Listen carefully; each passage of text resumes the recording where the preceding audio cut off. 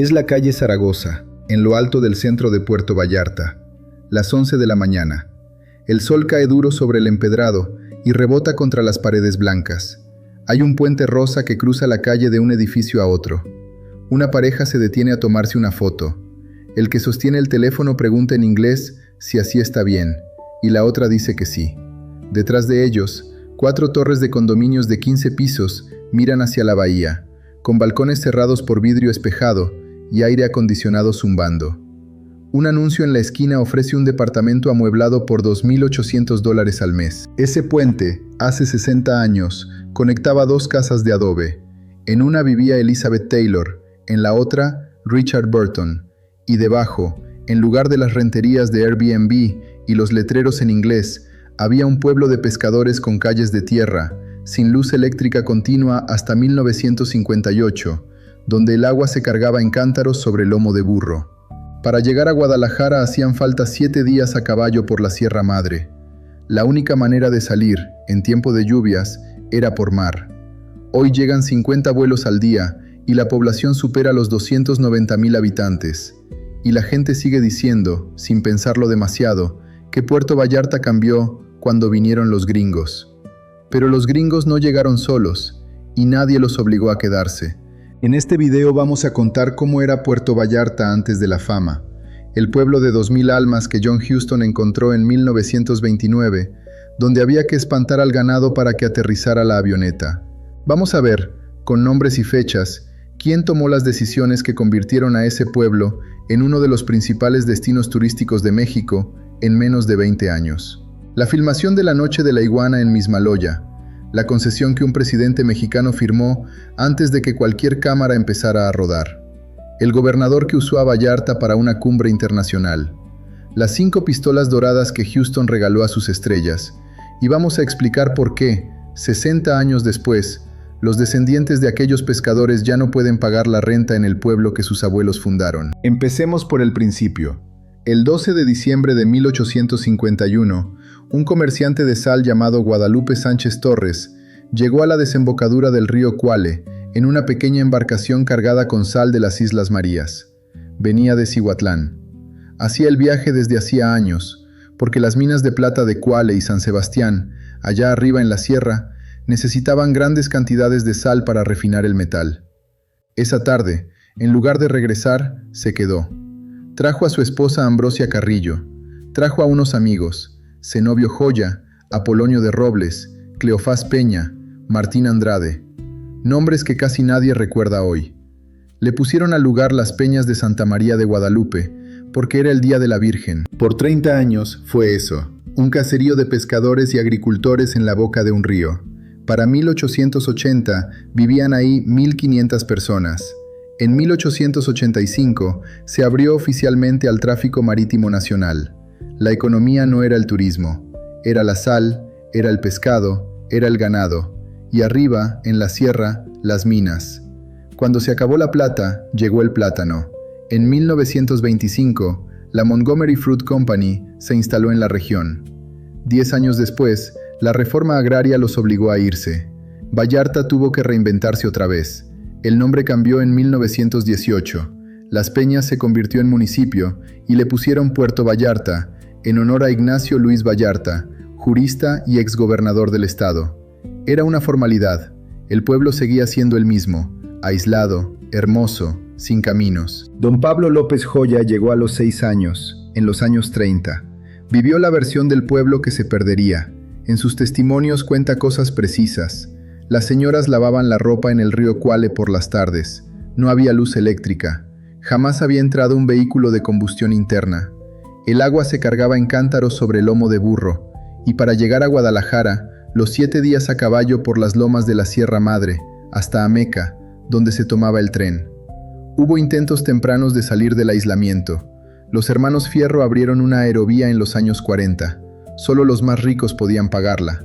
En 1948, un hombre llamado Salvador González terminó de construir 8 cuartos en un terreno frente al mar que su suegro había rechazado para guardar ganado. Le puso al lugar Hotel Rosita, en honor a su hija Rosa María. Era el primer hotel formal del pueblo. Sigue ahí, en el Paseo Díaz Ordaz, manejado por la familia González casi 80 años después. El pueblo, en esos años, tenía ya algo de vida propia más allá de la pesca. El Cine Morelos había abierto en 1942. En 1944, Alfonso Díaz Santos y Manuel Baumgarten Joya fundaron el Club Deportivo Social Vallarta, donde se jugaba voleibol y básquetbol los fines de semana. Llegaron orquestas de música popular. En 1950 se abrió la primera Academia de Inglés del puerto, lo que ya decía bastante sobre quién estaba empezando a aparecer en la costa. En diciembre de 1951 se celebró el centenario de la fundación, con festejos que duraron 3 días. Y en noviembre de 1956, el Club de Pesca organizó el primer torneo internacional del pez vela. Vinieron pescadores de Estados Unidos, de Canadá, del propio México. Fue la primera vez que la palabra internacional se pegó al nombre de Vallarta en un cartel. Lo que hizo a las peñas en esos años no fue el progreso, fue el silencio. El National Geographic, en 1961, describió a Puerto Vallarta como un lugar virtualmente desconocido para los vacacionistas una década atrás. La promoción turística hacia Estados Unidos había empezado en 1942, pero era discreta. Llegaban algunos pescadores deportivos, algunos pintores, algunos curiosos que oían hablar de la bahía y se animaban a venir. Coincidió con un programa federal que pocos recuerdan, la Marcha al Mar, del gobierno de Adolfo Ruiz Cortines, especialmente atendida por el gobernador de Jalisco, Agustín Yáñez, entre 1953 y 1959. La idea era poblar las costas del país, llevar electrificación, abrir caminos. Vallarta fue uno de los puntos beneficiados. Lo que llegaba como modernización era, al mismo tiempo, una preparación silenciosa para algo más grande. Y había una conexión literaria que casi nadie conocía. En 1940, un dramaturgo estadounidense llamado Tennessee Williams se hospedó en un pequeño hotel a las afueras de Acapulco, el Costa Verde. Le impresionó la inercia de los huéspedes, la indiferencia tropical, el modo en que el mundo entero parecía caer en suspenso bajo el calor de la costa. De esa estancia salió un cuento que publicó en 1948. Lo tituló La Noche de la Iguana. 13 años después, lo convertiría en obra de teatro. Y 23 después, sería el guión que arrastraría a John Huston, a Richard Burton y a Elizabeth Taylor hasta una playa de Jalisco que nadie en Hollywood había oído nombrar. John Huston, el director, llegó por primera vez en 1929, durante uno de sus viajes por la costa del Pacífico mexicano. Años después contaría que tuvieron que ahuyentar al ganado del descampado para poder aterrizar. Le quedó algo. Volvió varias veces a lo largo de su vida. Le gustaba la pesca en la bahía, le gustaban los atardeceres, le gustaba sobre todo que nadie en el pueblo lo molestara. Don Pablo López lo recordaba años después. Yo los veía de lejecitos, nadie de los del pueblo los molestábamos y no traían seguridad casi. En los años 50 empezaron los primeros cambios visibles. Un oaxaqueño llamado Fernando Romero, al que le decían Freddy, compró unos terrenos en la calle Miramar y construyó la primera casa con lo que después se llamó el estilo Vallarta. Fachadas blancas de adobe, terrazas amplias, ventanales grandes. Junto al arquitecto Luis Favela y un ingeniero capitalino llamado Guillermo Gulf, Romero empezó a construir casas para extranjeros en la ribera del río Cuale. Fueron las primeras 10. Gulf, además, introdujo la cúpula como elemento arquitectónico. Todavía se ven hoy, asomando entre las paredes blancas de la parte alta del centro. La zona se llenó de jubilados americanos y canadienses que compraban casas baratas para pasar el invierno. Le pusieron, con cariño y burla, Gringo Gulch, el barrio gringo. El 30 de noviembre de 1954 ocurrió algo decisivo. La Compañía Mexicana de Aviación inició operaciones regulares en Puerto Vallarta. Conectaba el pueblo con 5 destinos nacionales: México, Guadalajara, San Luis Potosí, Querétaro y Mexicali. Los de C-3 aterrizaban en una pista llamada La Vena de Santa María. Mexicana estaba afiliada a Pan American Airlines, lo que significaba que cualquier promoción se veía en el mundo entero. En 1956 se inauguró la brecha Mascota a Puerto Vallarta. En 1958 se instaló la planta termoeléctrica que finalmente trajo electricidad las 24 horas. En 1962 quedó listo un nuevo aeropuerto y Mexicana abrió la ruta Puerto Vallarta-Mazatlán-Los Ángeles. Esto importa por una razón. Cuando John Huston eligió Mismaloya para filmar La Noche de la Iguana en 1963, el pueblo ya estaba preparándose para algo. Las decisiones se habían tomado, los caminos se estaban construyendo, la promoción ya circulaba. Lo que vino después no fue un accidente. A principios de los años 60, Guillermo Wolf hizo 2 viajes importantes a Los Ángeles. En el primero, conoció al escritor y guionista Sidney Cy Bartlett, que le habló de un proyecto cinematográfico que andaba buscando locación. En el segundo, en 1962, Wolf se reunió con John Huston. Le propuso un negocio. Mismaloya, le dijo, era el lugar perfecto para filmar La Noche de la Iguana, la obra de Tennessee Williams que Huston tenía en las manos. Y había algo más. Wolf acababa de obtener una concesión del propio presidente de México, Adolfo López Mateos, para desarrollar Mismaloya como complejo turístico. Si Huston filmaba ahí, Wolf construiría la infraestructura con dinero de la producción y después la reciclarían como hotel de lujo. Huston entraría como socio.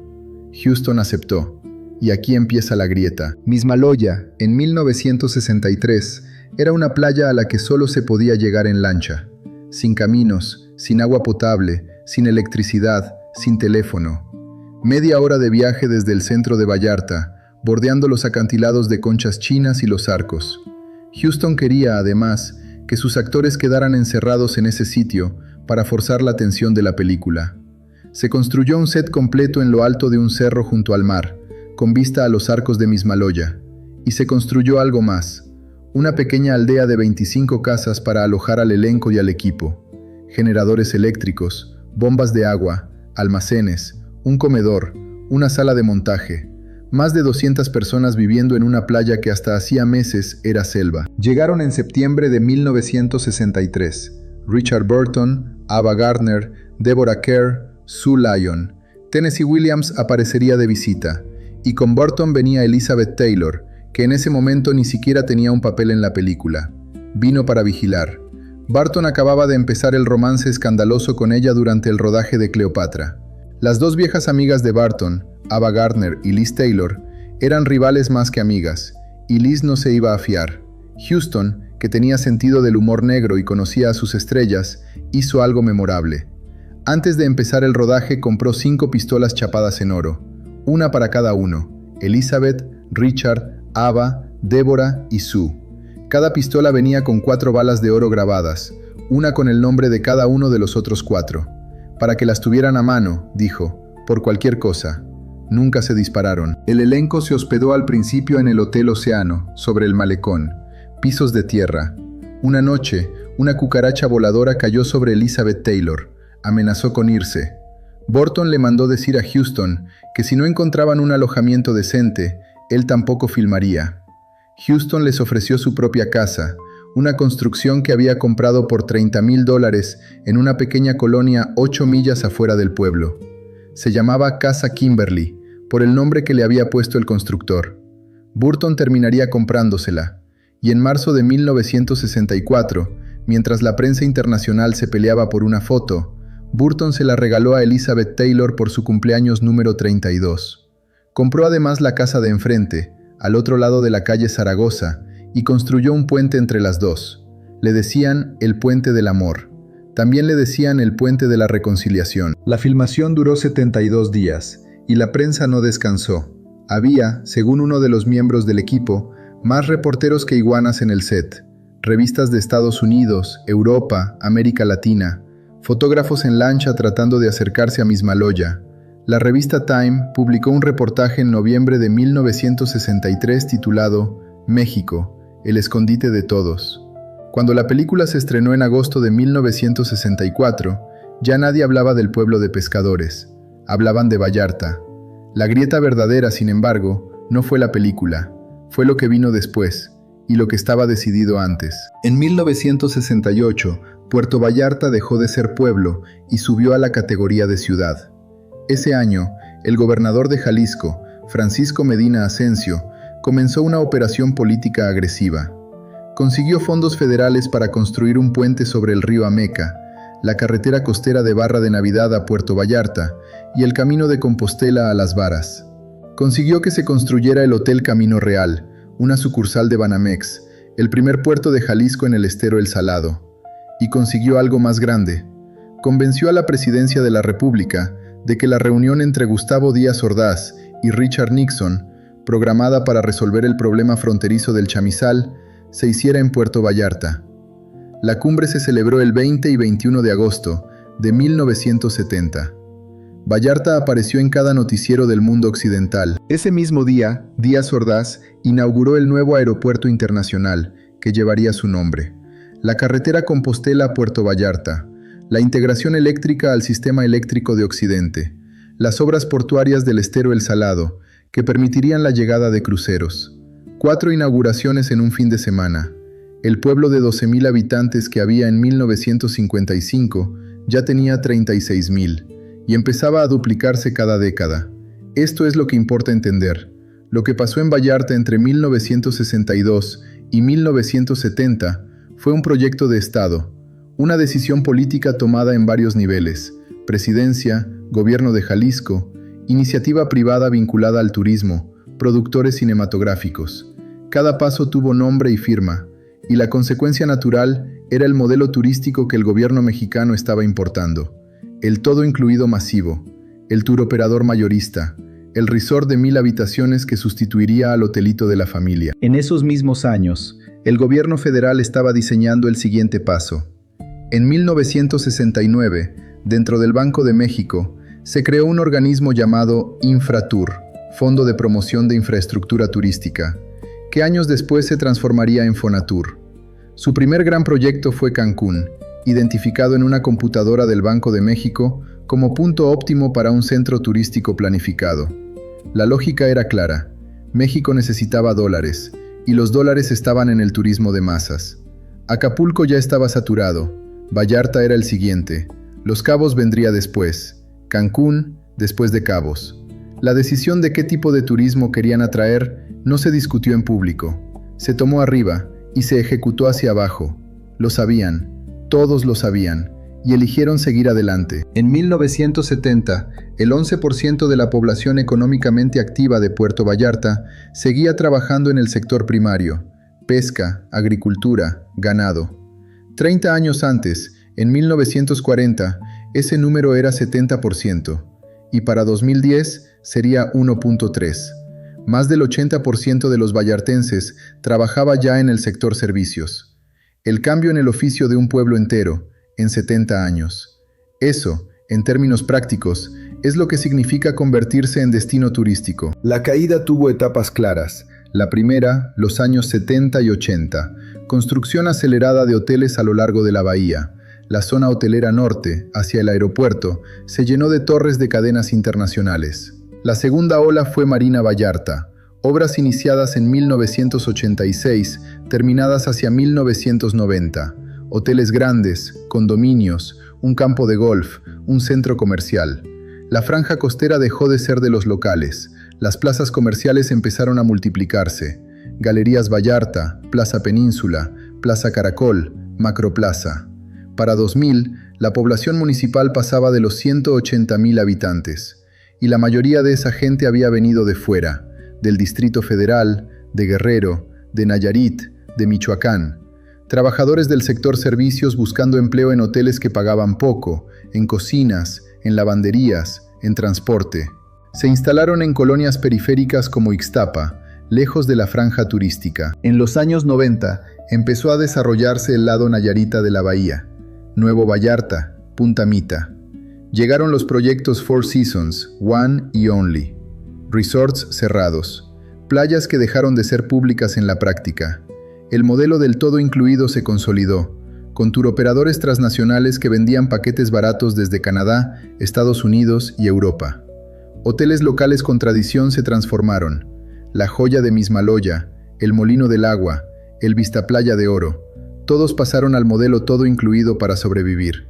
Y los turoperadores empezaron a tener algo que el gobierno municipal y los empresarios locales nunca volverían a tener: el control real del flujo de visitantes. Casa Kimberly, mientras tanto, había seguido su propia ruta de caída y resurrección. Elizabeth Taylor visitó la casa hasta los años 80. Cuando Barton murió en 1984, dejó de ir. En 1990 la vendió. Se dice que parte del dinero fue a investigación sobre el SIDA. La casa pasó por varios dueños. Funcionó como bed and breakfast, luego como ruina. En 2010, una hotelera llamada Janice Chatterton la renovó.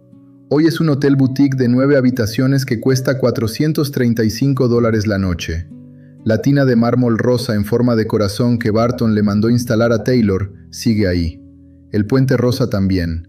Es lo que se conserva. El set de Miss Maloya tuvo un destino peor. Después de la filmación, Huston obtuvo una concesión sobre la tierra por 10 años, con opción a otros 10. Wolf y él intentaron explotar el sitio como complejo turístico de lujo. Fue un mal negocio. La cadena Barceló se quedó con el predio y operó un restaurante en las ruinas del set hasta los años 2000. Después lo cerró. Hoy, 60 años después de la filmación, lo que queda del set está abandonado en un cerro. Los arcos donde Richard Burton hacía de cura de Frocado están cubiertos de selva. El acceso está cerrado, con perros y carteles que dicen «propiedad privada». Cualquiera puede verlo desde la playa, en lo alto, pero no se puede subir. John Huston, que llegó al pueblo en 1929 y volvió 1000 veces, terminó por mudarse a una caleta aislada llamada Las Caletas, accesible solo por mar. Vivió ahí casi 10 años. Escribió su autobiografía, An Open Book, en esa casa.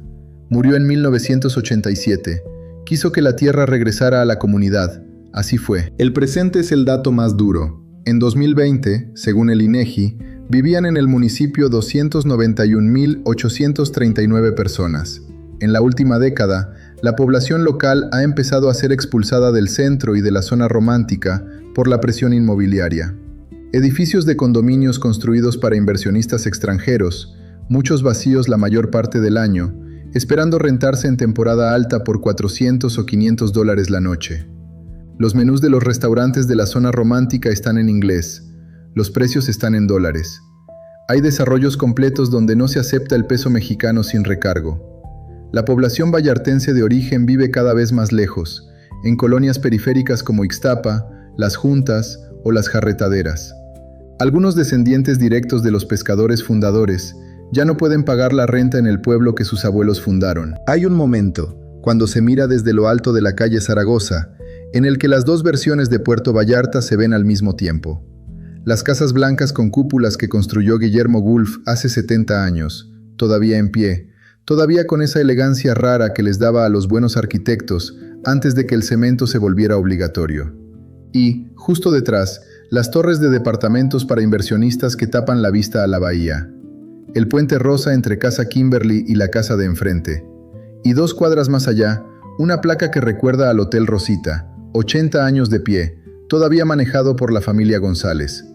Las dos cosas son Puerto Vallarta, las dos cosas son verdad, y las dos, juntas, cuentan la historia de cómo se decide perder un lugar. Lo que más cuesta aceptar, viendo la cronología, es lo evidente que era todo. Las concesiones que firmó López Mateos en 1962, la estrategia política de Medina Ascencio en los 60, la carretera, el aeropuerto, las obras portuarias, el sistema eléctrico, la cumbre Díaz Ordaz Nixon como táctica publicitaria internacional, los touroperadores mayoristas que entraron a comprar el control del flujo turístico.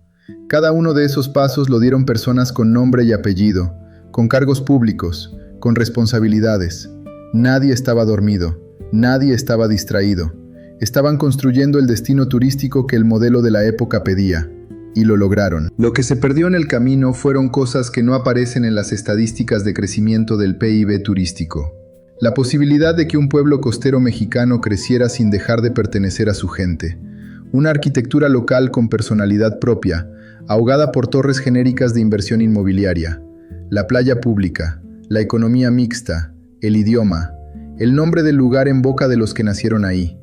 Y a lo mejor lo más extraño, mirando esta historia, es que Puerto Vallarta no es un caso aislado. Es la plantilla. Acapulco, Cancún, Los Cabos, Riviera Maya, todos siguen el mismo guión. Lo único que cambia es la fecha.